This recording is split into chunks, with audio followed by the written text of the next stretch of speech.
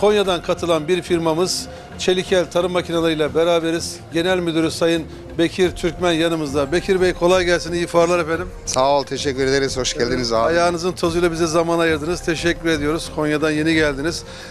Çelikel firmasında neler değişti? Yenilikler var mı? Şöyle bir genel değerlendirme alalım efendim. Valla Çelikel firmasında değişen çok şey var. İnşallah sürekli ürün gamımızı genişleterek devam ediyoruz. Biliyorsunuz sektörün içerisinde biz hayvancılık makineleri, ekipleri üretiyoruz.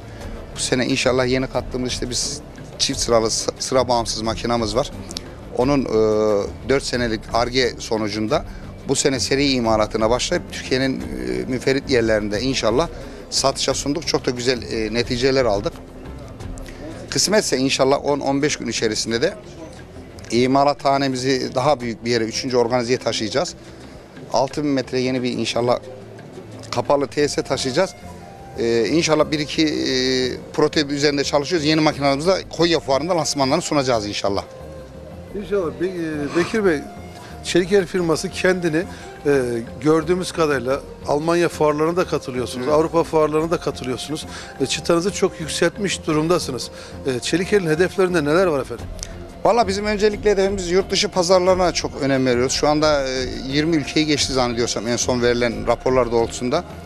İhracat yapıyoruz. İnşallah hedeflerimiz daha da yüksek. Artık biz kendimizi bir Avrupa firması gibi görmeye başladık. Ki gelen memnuniyetler de o doğrultuda.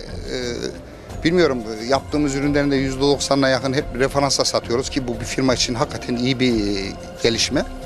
Yani referansa ürün satmak kadar güzel bir şey yok yani. Ve şuna söyleyeyim, Almanya fuarına inşallah bu sene gidecektik ama gelecek seneye tehir ettik biz onu. Çünkü Avrupa'da biz bir firmaya fuara katıldık. O fuardan gelen talepleri karşılayamadık. İşte yeni yere taşıyoruz. İnşallah ondan sonra gelen talepleri daha iyi değerlendireceğiz Allah izin verirse inşallah. İnşallah iyi çalışmalar diliyoruz. Tebrik ediyoruz.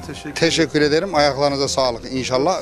Konya Fuarı'nda da görüşürüz. Yeni ürünlerimizi inşallah lansmanlarını orada da Köy TV aracılığıyla da inşallah tanıtırız. İnşallah Bekir Bey. Çok teşekkür ediyoruz. Ben teşekkür ederim. Sağ olun. Saygılar. Sağ olun. Ve sevgili seyirciler, üreticimizin, çiftçimizin, köylümüzün, sanayicimizin elinden tuttuğu zaman Bekir Bey'in ifade ettiği gibi Avrupa'yı geçmemek mümkün değil. Buna yapmaya biz muktedir olabiliriz. Yeter ki önümüz açılsın diyoruz.